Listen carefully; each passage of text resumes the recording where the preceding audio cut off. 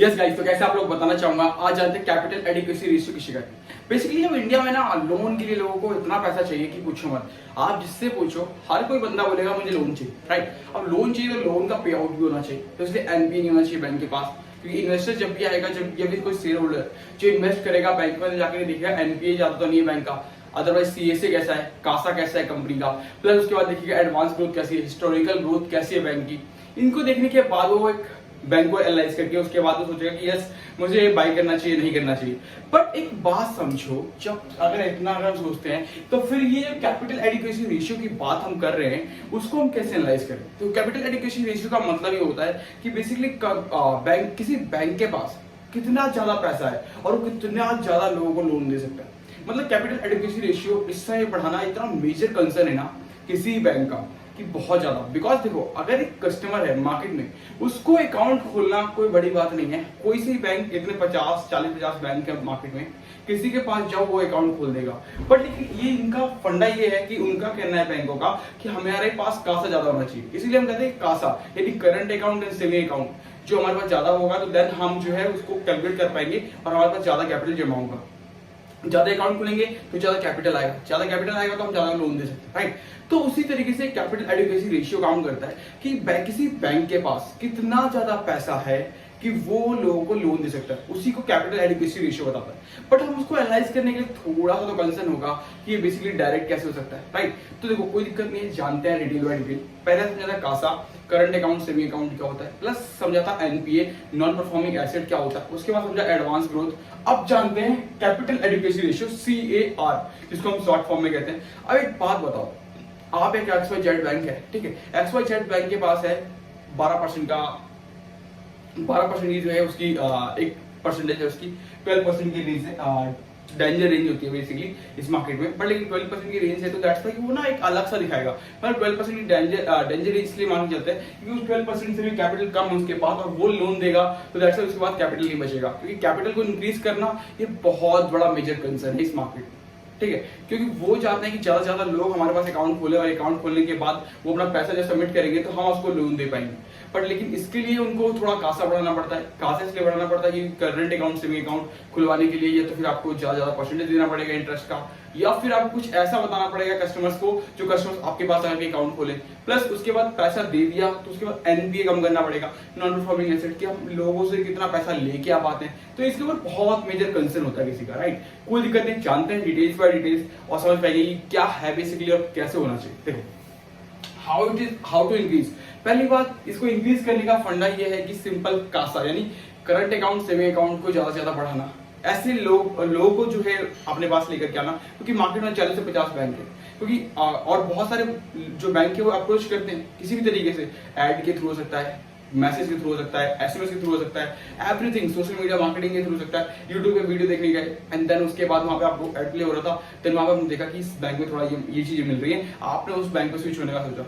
तो इस तरीके से कासा के लिए अप्रोच करता है बैंक, ठीक है। जैसे कि कस्टमर आ गया कि हमारे अकाउंट में हमारे बैंक में जाकर के अकाउंट खुलवाए, क्योंकि जब वो अकाउंट खुलवाएगा तो करंट अकाउंट में किसी बहुत सारे ऐसे अकाउंट होते हैं जिसमें बैंक को कोई इंटरेस्ट पे नहीं करना होता। तो उस अकाउंट पे जब बैंक में अकाउंट खुलेगा तो उसका पैसा कोई इंटरेस्ट विदाउट इंटरेस्ट तो पैसा बैंक को मिला, उस पैसे को बैंक किसी और को दे सकता है, उसके ऊपर इंटरेस्ट कमा सकता है। तो इस तरीके से कासा बढ़ेगा, प्लस उसके साथ पूरा जो है CAR बढ़ेगा यानी कैपिटल एडिक्वेसी रेशियो बढ़ेगा, प्लस एडवांस ग्रोथ बढ़ेगी।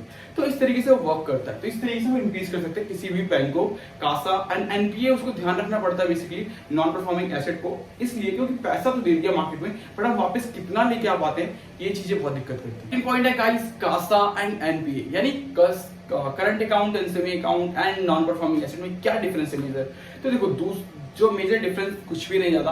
करंट अकाउंट सेविंग अकाउंट खोलने के बाद बैंक के पास एक ऐसा अपॉर्चुनिटी होती है कि वो किसी को भी जो अकाउंट है करंट अकाउंट में बहुत सारे अकाउंट्स तो नहीं देती अपना इंटरेस्ट, प्लस सेविंग अकाउंट में 3% 4% का इंटरेस्ट रेट जाता है।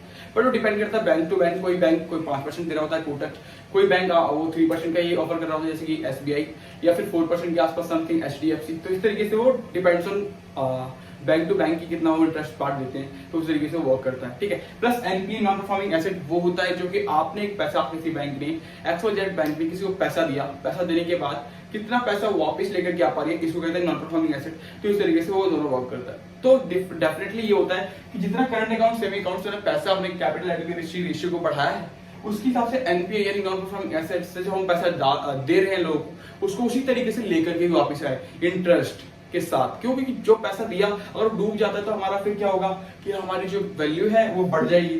और जब अगर एनपीए हमारा इंक्रीज हो जाएगा तो कोई भी चीजें सोचो कि जब एनपीए इंक्रीज हो जाएगा तो फिर बैंक पैसे लेके नहीं आ रही। अभी अगर मान लो किसी जो एक्सवाइजेड बैंक की 100 रुपए देने के बाद 0.32% का अगर एक रेशियो है तो दैट्स समझिए कितना सिर्फ 99 रुपीज 0.68 पैसा बैंक पैसा लेकर के आ पा रही है, बट 32 पैसे का अमाउंट है ऑन एन एवरेज जो कि नहीं लेकर पा रही, तो ऐसा चल सकता है। बट अगर वहीं पे वो हो जाएगी 100 रुपए दिया और 7 रुपए वो लेके नहीं आ पा रहा बैंक, तो फिर इसका मेजर कंसर्न हो जाता है बैंक के लिए कि 100 रुपए देने के बाद 7 रुपए वापिस ही नहीं आ रहे बैंक के पास, तो करोड़ों रुपए में लोन दिए जाते हैं, बहुत सारी चीजें होती है। ऑन एन एवरेज 7% अगर नहीं आ रहा है तो फिर दिक्कत होती है ना, इस तरीके से वर्क करता है। देखो फिर 12% और इसको सीएससी जैसे CAR यानी बेसिकली कैपिटल एडिक्वेसी रेशियो को जो सबसे बड़ी चीजें होती है कि आप कितना मांगे चल सकते हो कि ये अच्छा है और नहीं है।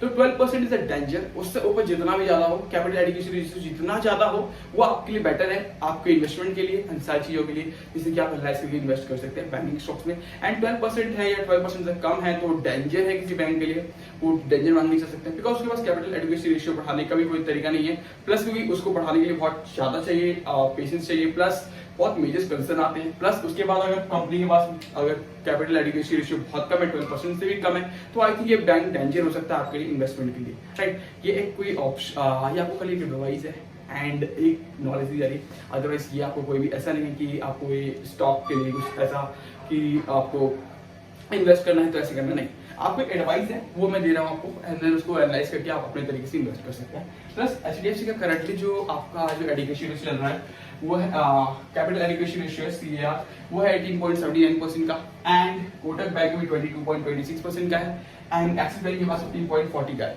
तो नॉट बैड कि एक्सिस बैंक के पास थोड़ा कम है, बट लेकिन ये अगर वो चाहे थोड़ा इंक्रीज कर सकती है बिकॉज उनका एड्स एंड बहुत सारी चीजें होती हैं जिससे वो इंक्रीज कर सकते हैं कासा को।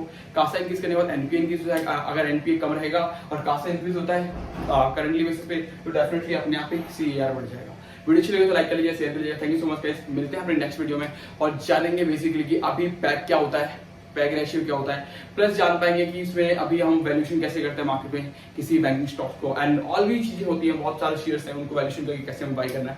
वीडियो अच्छी लगे तो लाइक कर लीजिए, शेयर कर लीजिए। Thank you so much guys, मिलते हैं नेक्स्ट वीडियो।